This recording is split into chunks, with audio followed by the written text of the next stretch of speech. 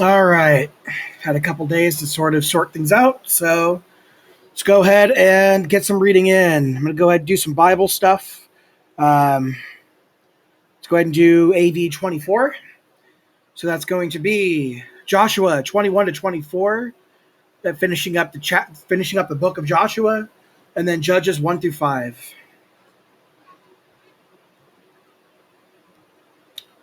JW.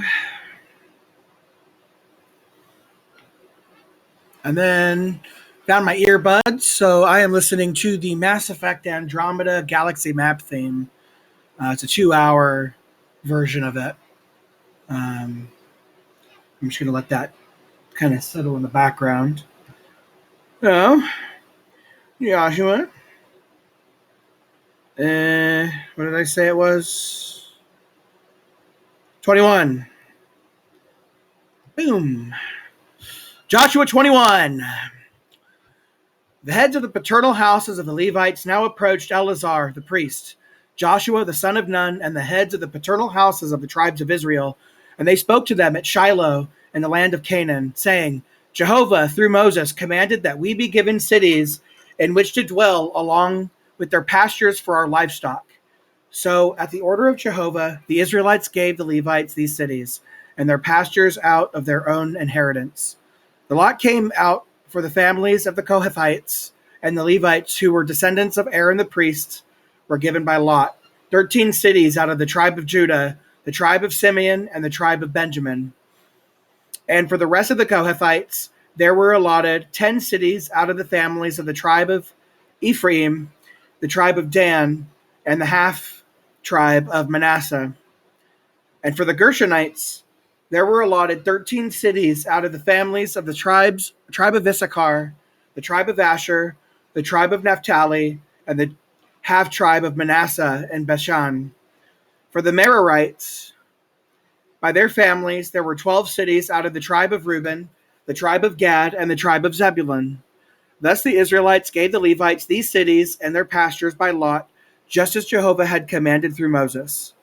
So from the tribe of Judah and the tribe of Simeon, they gave these cities here mentioned by name, and they were given to the sons of Aaron of the Kohathite families of the Levites, because they received the first lot.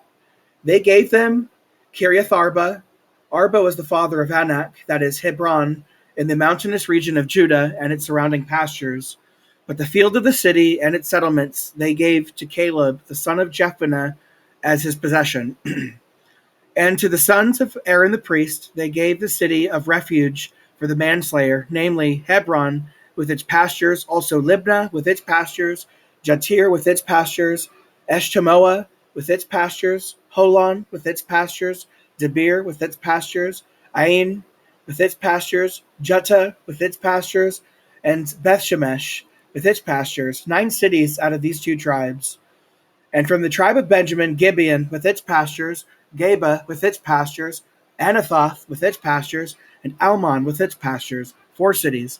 All the cities given to the descendants of Aaron, the priests, were 13 cities with their pastures. And the rest of the Kohathite families among the Levites were given by lot cities from the tribe of Ephraim. They gave them the city of refuge for the manslayer, namely Shechem, with its pastures, and the mountainous region of Ephraim, Gezer with its pastures, Kibzaim with its pastures, and Beth-horon with its pastures, 4 cities. And from the tribe of Dan, Eltekeh with its pastures, Gibbethon with its pastures, Aijalon with its pastures, Gathramon with its pastures, 4 cities. And from the half tribe of Manasseh, Taanach with its pastures, and Gathramon with its pastures, 2 cities. All the cities together with their pastures, and the rest of the families on the Kohathites received were 10. And the Gershonites of the families of the Levites received from the half tribe of Manasseh the city of refuge for the manslayer, namely Golan, and Bashan with its pastures, and Beeshterah with its pastures, 2 cities. And from the tribe of Issachar, Kishion with its pastures, Dabarath with its pastures, Jarmuth with its pastures, and Enganim with its pastures, 4 cities. And from the tribe of Asher,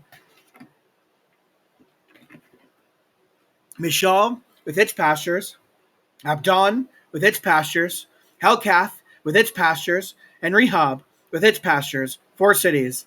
And from the tribe of Naphtali, the city of refuge for the manslayer, namely Kadesh, in Galilee with its pastures, Hamathdor with its pastures, and Kartan with its pastures, 3 cities.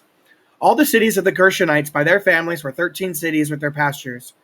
And the families of the Merarites, the rest of the Levites, received from the tribe of Zebulun, Jokneam with its pastures, Karta with its pastures, Dimnah with its pastures, and Nahalo with its pastures, 4 cities. And from the tribe of Reuben, Bezer, and with its pastures, Jahaz with its pastures, Kedemoth with its pastures, and Maphaath with its pastures, 4 cities.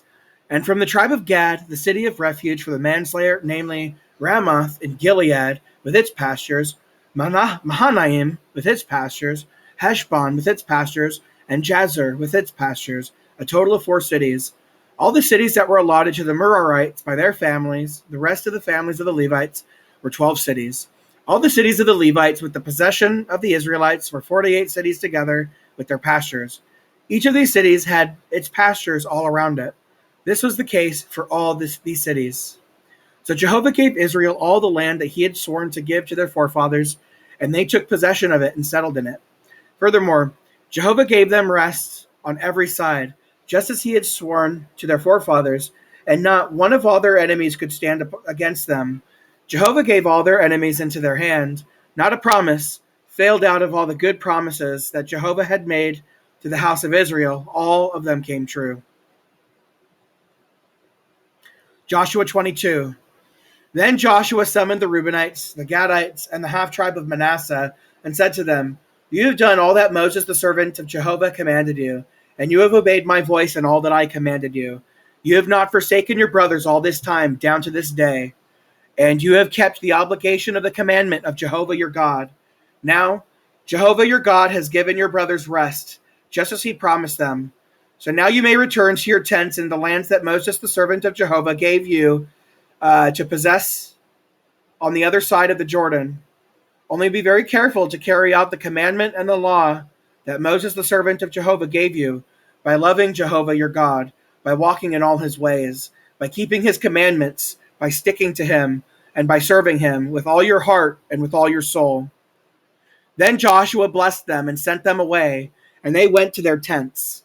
And to the half-tribe of Manasseh Moses had given an inheritance in Bashan, and to the other half of the tribe Joshua gave land on the west side of the Jordan, along with their borders. Moreover, when Joshua sent them away to their tents, he blessed them, and said to them, Return to your tents with many riches, and very much livestock, with silver and gold, copper and iron, and garments in very great quantity. Take your share of the spoil of your enemies, along with your brothers. After that, the Reubenites, the Gadites, and the half-tribe of Manasseh departed from the other Israelites, from Shiloh in the land of Canaan, and they returned to the land of Gilead, the land of their possession, where they had settled at the order of Jehovah through Moses. When they came to the regions of the Jordan in the land of Canaan, the Reubenites, the Gadites, and the half-tribe of Manasseh built an altar there by the Jordan, a large impressive altar. Later, the other Israelites heard it, said, Look, the Reubenites, the Gadites, and the half-tribe of Manasseh have built an altar on the frontier of the land of Canaan, in the regions of the Jordan on the side belonging to the Israelites. When the Israelites heard about it, the whole assembly of the Israelites congregated at Shiloh to go to war against them. Then the Israelites sent Phinehas, the son of Eleazar the priest, to the Reubenites, the Gadites, and the half-tribe of Manasseh in the land of Gilead, and 10 chieftains were with him, 1 chieftain of each paternal house of all the tribes of Israel, each a head of his paternal house among the thousands of Israel. When they came to the Reubenites, the Gadites, and the half-tribe of Manasseh in the land of Gilead, they said to them, This is what all the assembly of Jehovah says. What is this act of unfaithfulness that you have committed against the God of Israel? You have turned back today from the following Jehovah by building yourselves an altar and rebelling against Jehovah. Was the error of Peor not enough for us? We have not cleansed ourselves from it to this day, even though a plague came upon the assembly of Jehovah. And you would turn back today from following Jehovah. If you rebel today against Jehovah, then tomorrow he will be indignant against the entire assembly of Israel. Now, if it is because the land of your possession is unclean, cross over to the land of Jehovah's possession, where the tabernacle of Jehovah resides, and settle among us. But do not rebel against Jehovah, and do not make us rebels by building yourselves an altar in addition to the altar of Jehovah our God. When Achan, the son of Zerah, committed an act of unfaithfulness regarding what was devoted to destruction, did not indignation come against all the assembly of Israel? And he was not the only man to die for his error.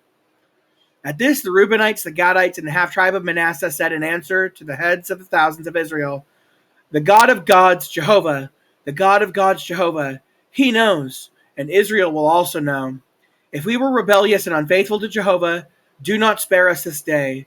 If we built ourselves an altar to turn back from following Jehovah and to offer burnt offerings, grain offerings, and communion sacrifices on it, Jehovah will exact the penalty.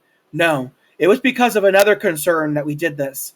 For we said, in the future, your sons will say to our sons, what do you have to do with Jehovah, the God of Israel? Jehovah has put the Jordan as a boundary between us and you, the Reubenites and the Gadites. You have no share in Jehovah, and your sons will hinder our sons from worshiping Jehovah.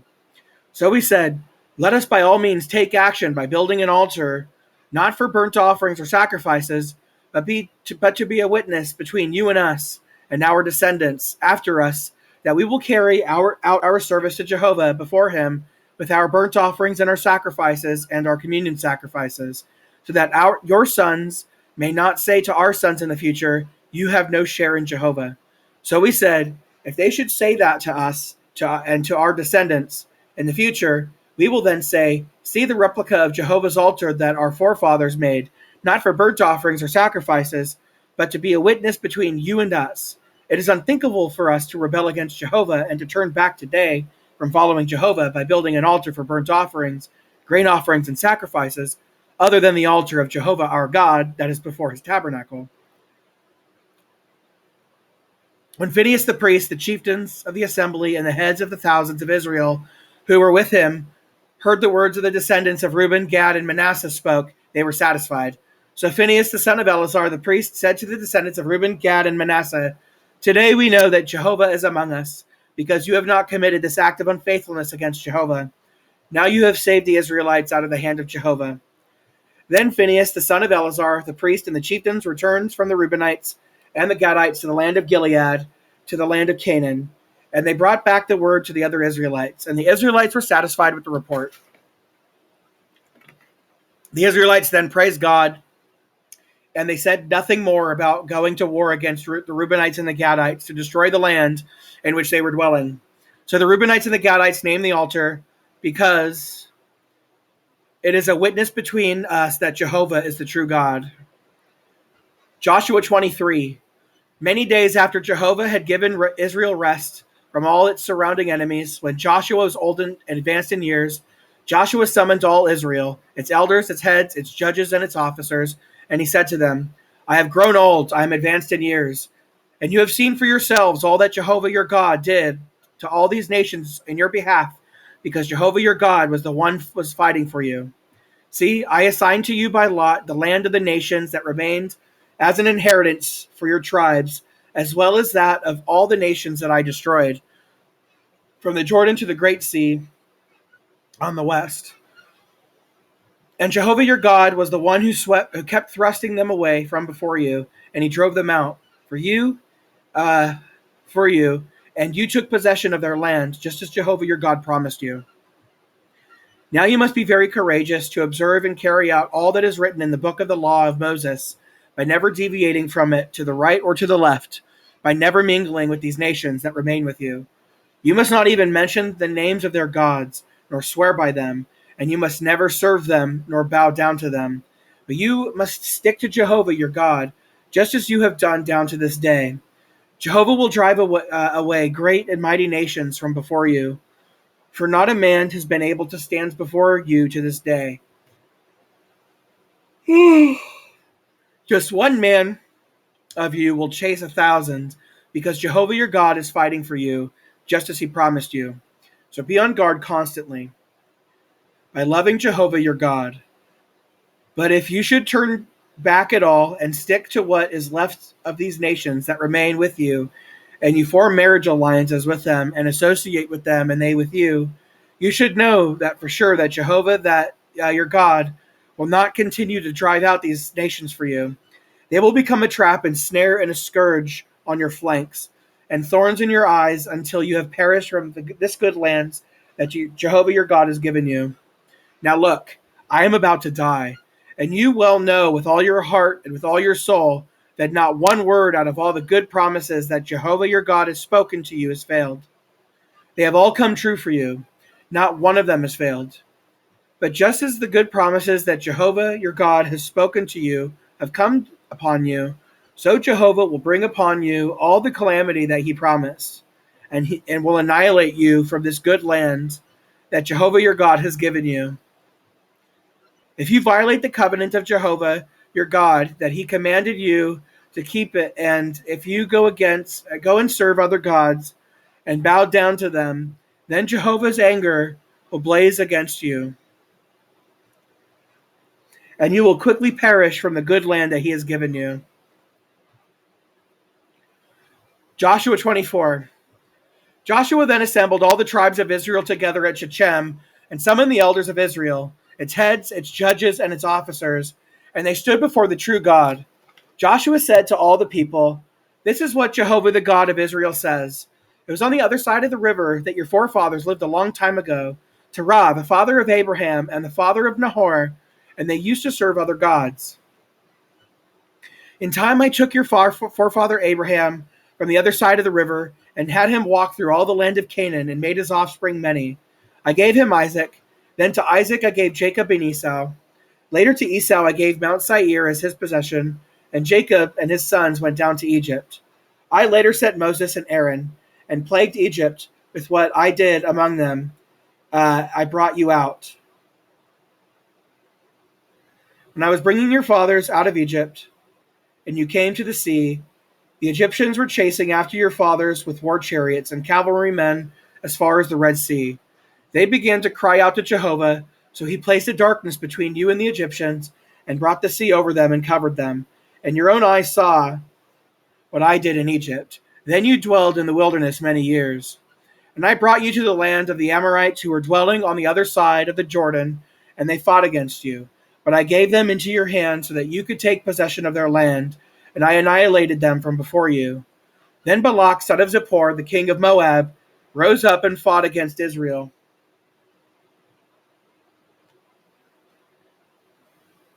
So he summoned Balaam, the son of Beor, to curse you.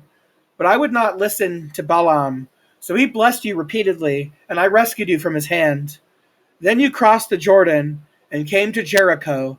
And the leaders of Jericho, the Amorites, the Perizzites, the Canaanites, the Hittites, the Girgashites, the Hivites, and the Jebusites fought against you. But I gave them into your hand. So I sent the feeling of dejection ahead of you, and it drove them out from before you, 2 kings of the Amorites. It was not by your sword and not by your bow. Thus I gave you a land for which you had not toiled, and cities that you had not built, and you settled in them. You are eating from vineyards and olive groves that you did not plant.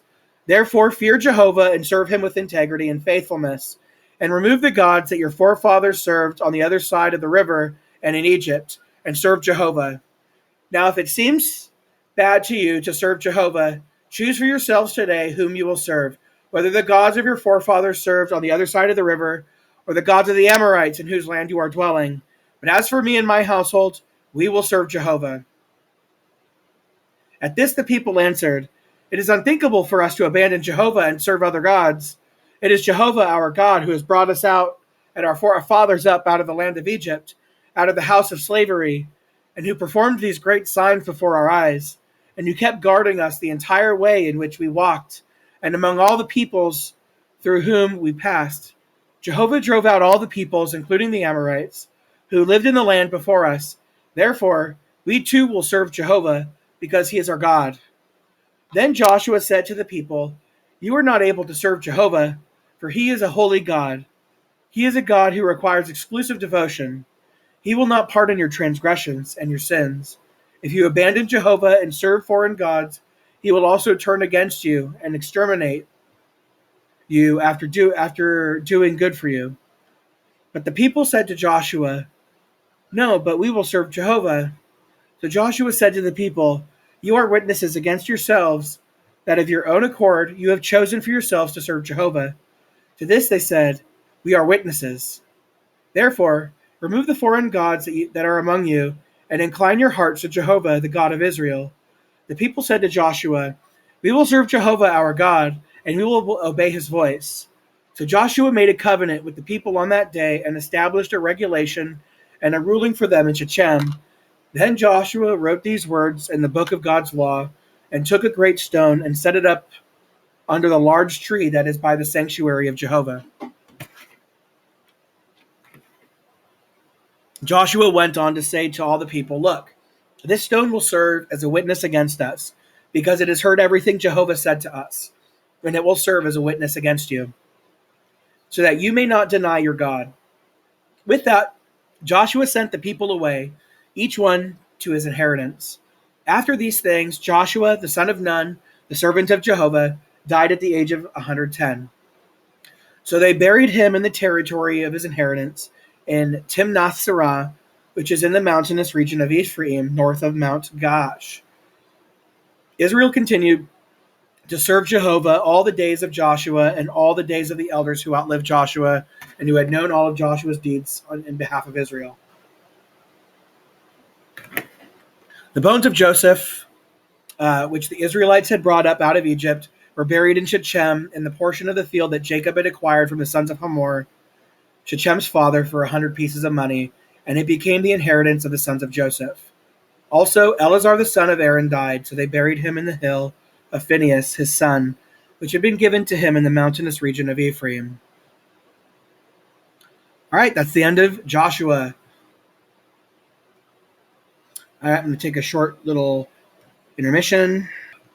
All right. Judges. Started my dialysis a little, earlier today.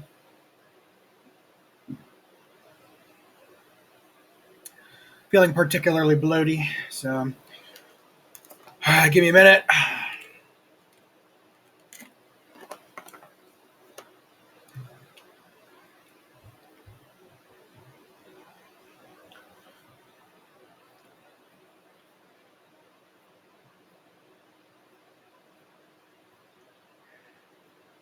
Okay. All right, Judges 1. After the death of Joshua, the Israelites inquired of Jehovah, Who of us will go up first to fight against the Canaanites? Jehovah replied, Judah will go up. Look, I am giving the land into his hand. Then Judah said to his brother Simeon, Come up with me into my assigned territory to fight against the Canaanites. Then I will go with you into your assigned territory. So Simeon went with him. When Judah went up, Jehovah gave the Canaanites and the Perizzites into their hands, and they defeated 10,000 men in Bezek. They found Adoni-Bezek in Bezek, and there they fought against him and defeated the Canaanites and the Perizzites. When Adoni-Bezek fled, they chased him and caught him and cut off his thumbs and his big toes. Then Adoni-Bezek said, There are 70 kings whose thumbs and big toes were cut off and who are picking up food under my table. Just as I have done, so God has repaid me. After that, they brought him to Jerusalem, and he died there. Furthermore, the men of Judah fought against Jerusalem and captured it. They struck it with the sword and set the city on fire. Afterward, the men of Judah went down to fight against the Canaanites inhabiting the mountainous region of the Negeb and the Shephelah. So Judah marched against the Canaanites who were dwelling in Hebron. The name of Hebron was previously Kiriath Arba, and they struck down Sheshai, Ahiman, and Talmai. They marched from there against the inhabitants of Debir. The name of Debir was previously Kiriath Sefer. Then Caleb said, To the man who strikes Kiriath Sefer and captures it, I will give my daughter Aksa as a wife. And Othniel, the son of Kenaz, Caleb's younger brother, captured it. So he gave him his daughter Aksa as a wife. While he was going home, she urged him to ask her father for a field. Then she dismounted from her donkey. Caleb asked her, What do you want? She said to him, Please grant me a blessing, for you have given me a piece of land in the south. Give me also Gulath Maim. So Caleb gave her Upper Gulath and Lower Gulath. And the descendants of Kenite, dang it.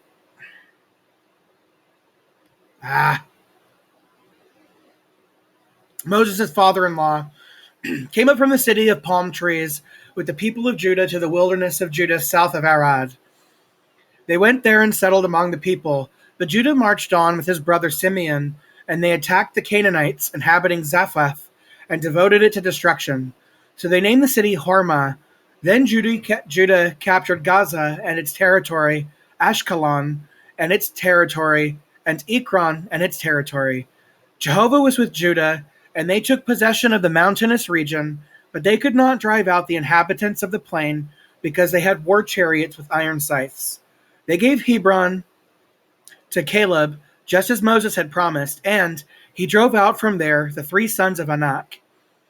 But the Benjaminites did not drive out the Jebusites inhabiting Jerusalem, so the Jebusites continued dwelling with the Benjaminites in Jerusalem down to this day. Meantime, the house of Joseph went up against Bethel, and Jehovah was with them. The house of Joseph was spying on Bethel. Incidentally, the name of the city was previously Luz, and the spies saw a man going out of the city. So they said to him, "Show us, please, the way into the city, and we will treat you kindly." So the man showed them the way into the city, and they struck the city with the sword, and they let the man and all his family go free. The man went into the land of the Hittites and built a city and named it Luz, which is this name to this day. Manasseh did not take possession of Beth Shean and its dependent towns, Taanach and its dependent towns, and the inhabitants of Dor and its dependent towns, the inhabitants of Ibleam and its dependent towns, and the inhabitants of Megiddo and its dependent towns. The Canaanites persisted in dwelling in this land. Then Israel grew stronger. They subjected the Canaanites to forced labor, but they did not drive them out completely. Nor did Ephraim drive out the Canaanites who were dwelling in Gezer. The Canaanites continued to dwell among them in Gezer. Zebulun did not drive out the inhabitants of Kitron and the inhabitants of Nahalal. The Canaanites continued to dwell among them and were subjected to forced labor.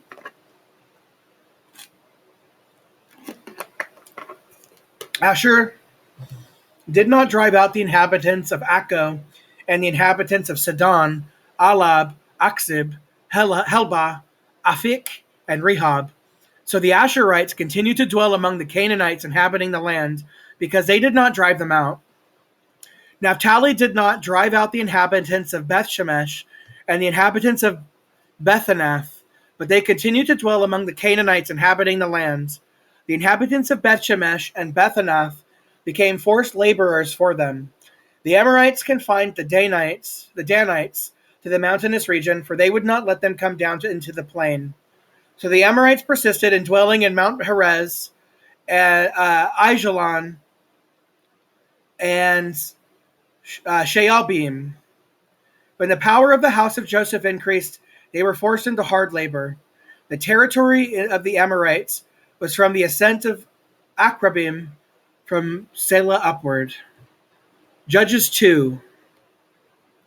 Then Jehovah's angel went up from Gilgal to Bochim and said, "I brought you up out of Egypt into the land about which I swore to your forefathers. Furthermore, I said I will never break my covenant with you. For your part, you must not make a covenant with the inhabitants of this land, and you should pull down their altars. But you have not obeyed my voice. Why have you done this? This is why I also said, I will not drive them away from before you, and they will ensnare you, and their gods will lure you away." When Jehovah's angels spoke these words to the Israelites, the people began to weep loudly. So they named that place Bochim, and they sacrificed there to Jehovah. When Joshua sent the people away, each of the Israelites went to his inheritance to take possession of the land. The people continued to serve Jehovah all the days of Joshua and all the days of the elders who outlived Joshua, and who had seen all of Jehovah's great deeds on behalf of Israel. Then Joshua, the son of Nun, the servant of Jehovah, died at the age of 110. So they buried him in the territory of his inheritance in Timnath-Heres, in the mountainous region of Ephraim, north of Mount Gash. All that generation were gathered to their ancestors, and another generation arose after them that did not know Jehovah or what he had done for Israel. So the Israelites did what was bad in the eyes of Jehovah and served the Baals. Thus they abandoned Jehovah, the God of their fathers, who brought them out of the land of Egypt, and followed other gods, the God of their fathers, brought them out of the land of Egypt, the gods of the peoples who were all around them, and they bowed down to them and offended Jehovah. They abandoned Jehovah and served Baal and the Ashtoreth images. At this, Jehovah's anger blazed against Israel, so he handed them over to plunderers who pillaged them. He sold them into the hand of the enemies around them, and they were no longer able to hold their own against their enemies. Wherever they went, the hand of Jehovah was against them, bringing disaster on them, just as Jehovah had said, and just as Jehovah had sworn to them, and they were in great distress. So Jehovah would raise up judges who would save them from the hand of the plunderers. But they refused to listen even to the judges, and would prostitute themselves to other gods and bow down to them. They quickly turned aside from the way in which their forefathers had walked, those who had obeyed the commandments of Jehovah, for they failed to do that. Whenever Jehovah raised up judges for them, Jehovah would be with the judge and save them from the hand of their enemies all the days of the judge. For Jehovah was moved to pity over their groaning because of those who oppressed them, and those who were treating them abusively. But when the judge died, they would again act more corruptly than their fathers by following other gods, serving them and bowing down to them. They did not abandon their practices and their stubborn behavior. Finally, Jehovah's anger blazed against Israel, and he said, "Because this nation has violated my covenant that I commanded their forefathers, and they have disobeyed me, I for my part will not drive out from before them even one of the nations that Joshua left behind when he died. This is to test whether Israel will keep Jehovah's way by walking in it as their fathers did." So Jehovah allowed these nations to remain. He did not drive them out quickly, and he did not give them into Joshua's hand. Judges 3. These are the nations that Jehovah allowed to remain so that they could test all those of Israel who had not experienced any of the wars of Canaan. This was so that succeeding generations of Israelites would experience war, those who had not experienced such things before. The 5 lords of the Philistines and all the Canaanites, the Sidonians, and the Hivites, inhabiting Mount Lebanon from Mount Baal Hermon as far as Labo Hamath. They served as a means of testing Israel to determine whether Israel would obey Jehovah's commandments that he had given their fathers through Moses. So the Israelites lived among the Canaanites, the Hittites, the Amorites, the Perizzites, the Hivites, and the Jebusites. They would take their daughters as wives, and their own daughters they gave to their sons, and they began serving their gods. So the Israelites did what was bad in Jehovah's eyes, and they forgot Jehovah, their God, and were serving the Baals and the sacred poles. At this, Jehovah's anger blazed against Israel, and he sold them into the hands of Cushan-Rishathaim, the king of Mesopotamia. The Israelites served Cushan-Rishathaim for 8 years. When the Israelites called to Jehovah for help, Jehovah raised up a savior to rescue the Israelites, Othniel, the son of Kenaz, the younger brother of Caleb. The Spirit of Jehovah came upon him, and he became the judge of Israel. When he went out to battle, Jehovah gave Cushan-Rishathaim, the king of Mesopotamia, into his hands, so that he prevailed over Cushan-Rishathaim. After that, the land had rest for 40 years. Then Othniel, the son of Kenaz, died. And once again, the Israelites began doing what was bad in Jehovah's eyes. So Jehovah let Eglon, the king of Moab, prevail over Israel, because they did what was bad in Jehovah's eyes. Furthermore, he brought against them the Ammonites, the Amalekites. They attacked Israel and captured the city of palm trees. The Israelites served Eglon, the king of Moab, for 18 years. Then the Israelites called to Jehovah for help. So Jehovah raised up for them a savior, Ehud, the son of Gerah, the Benjaminite, who was left-handed. In time, the Israelites sent tribute through him to Eglon, the king of Moab. Meanwhile, oh man, 3,300 milliliters. No wonder my stomach felt so bloated. Holy crap. That's an extra 800 extra liters or milliliters of fluid. That's nuts. Okay. Meanwhile, Ehud made for himself a two-edged sword, a cubit long, and he strapped it underneath his garment on his right thigh. Then he presented the tribute to Eglon, the king of Moab. Now Eglon was a very fat man. When Ehud finished presenting the tribute, he sent away the people who had carried the tribute. But after reaching the carved images at Gilgal, he himself went back and said, I have a secret message for you, O king. So the king said, Silence. With that, all his attendants left him. So Ehud came to him as he was sitting alone in his cool roof chamber. Then Ehud said, I have a message from God for you. So he rose up from his throne. Then Ehud drew the sword from his right thigh with his left hand and plunged it into his belly. The handle went in after the blade, and the fat closed in over the blade, for he did not draw the sword out of his belly, and the fecal matter came out. Ehud went out through the porch, closing the doors of the roof chamber behind him and locking them. After he left, the servants returned and saw that the doors of the roof chamber were locked. So they said, he must be relieving himself in the cool interior room. They kept waiting until they were embarrassed, but when they saw that he was still not opening the doors of the roof chamber, they took the key and opened them and saw that their lord had fallen to the floor dead. Ehud escaped while they were lingering, and he passed by the carved images, and he made it safely to Seirah. When he arrived, he sounded the horn in the mountainous region of Ephraim, and the Israelites went down out of the mountainous region with him at their head. Then he said to them, Follow me, because Jehovah has given your enemies, the Moabites, into your hands. So they followed him and captured the fords of the Jordan against the Moabites, and they did not follow anyone to cross. At that time they struck down about 10,000 Moabites, all strong and valiant men. Not a single one escaped. So Moab was subdued on that day under Israel's hand, and the land had rest for 80 years.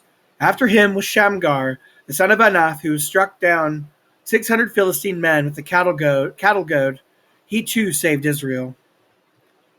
And I believe Judges 4 was one of them. Let me just double check. Oh, Judges 4, Judges 5. 1, 2, 3, 4, 5, 6, 7, 8, 9. Yep. All right.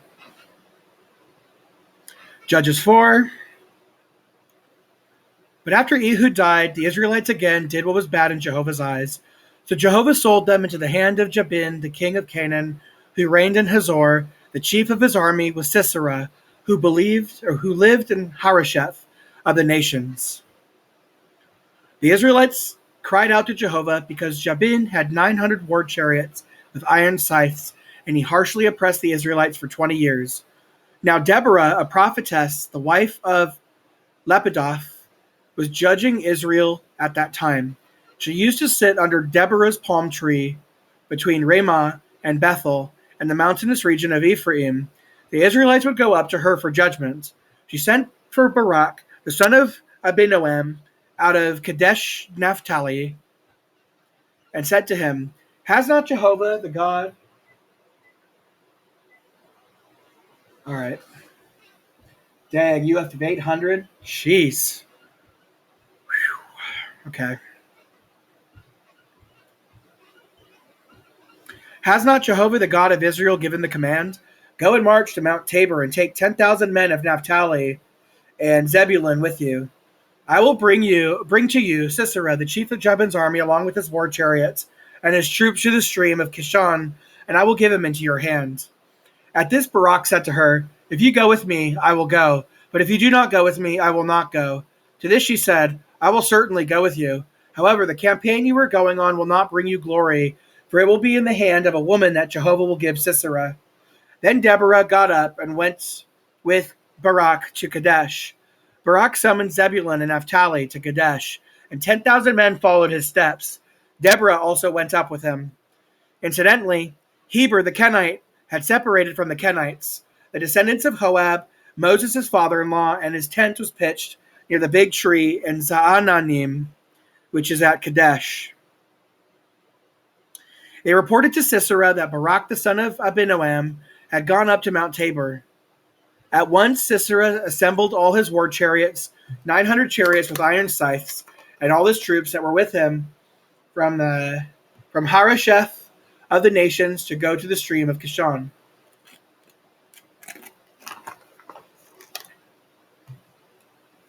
Deborah now said to Barak, "Rise up, for this is the day that Jehovah will give Sisera into your hand. Is Jehovah not going out before you?" And Barak descended from Mount Tabor with 10,000 men following him. Then Jehovah threw Sisera and all his war chariots and all the army into confusion before the sword of Barak. Finally Sisera got down from his chariot and fled on foot. Barak chased after the war chariots and the army as far as Harosheth of the nations. So Sisera's whole army fell by the sword, not even one remained. But Sisera fled on foot to the tent of Jael, the wife of Heber the Kenite. For there was peace between Jabin, the king of Hazor, and the house of Heber the Kenite. Then Jael came out to meet Sisera and said to him, "Come in, my lord, come in here. Do not be afraid." So he went into her tent, and she covered him with a blanket. Then he said to her, "Give me, please, a little water to drink, for I am thirsty." So she opened a skin bottle of milk and gave him a drink, after which she again covered him. He told her, "Stand at the entrance of the tent, and if anybody comes and asks you, is there a man here, say no." But Jael, the wife of Heber, took a tent pin and a hammer in her hand. Then while he was fast asleep and exhausted, she stealthily approached him and drove the pin through his temples and beat into the ground, and he died. Barak went there in pursuit of Sisera, and Jael now came out to meet him and said, "Come, I will show you the man you are looking for." He went in with her and saw Sisera lying dead, with the tent pin through his temples. So on that day God subdued Jabin, the king of Canaan, before the Israelites. The hand of the Israelites came down harder and harder against Jabin, the king of Canaan, until they destroyed Jabin, the king of Canaan. Judges 5. On that day, Deborah, along with Barak, the son of Abinoam, sang this song. Because of the unbound hair in Israel, because of the people's volunteering, praise Jehovah. Listen, you kings, give ear, you rulers. To Jehovah I will sing. I will sing praises to Jehovah, Israel's God. Jehovah, when you went out from Seir, when you marched out of the territory of Edom, the earth shook and the heavens poured. The clouds poured down water. Mountains melted before the face of Jehovah, even Sinai before the face of Jehovah, Israel's God. In the days of Shamgar, the son of Anath, in the days of Jael, the roads were deserted, travelers kept to the back roads. The villagers in Israel were no more. They were no more until I, Deborah, rose up, until I rose as mother in Israel. They chose new gods. Then there was war in the gates. A shield could not be seen, nor a lance, among 40,000 in Israel. My heart is with the commanders of Israel, who went as volunteers with the people. Praise Jehovah. You riders on tawny donkeys, you who sit on fine carpets, and you who walk on the road, consider. The voices of the water distributors were heard at the watering places. They were recounting the righteous acts of Jehovah, the righteous acts of his villagers in Israel. Then Jehovah's people went down to the gates. Awake, awake, O Deborah. Awake, awake, sing a song.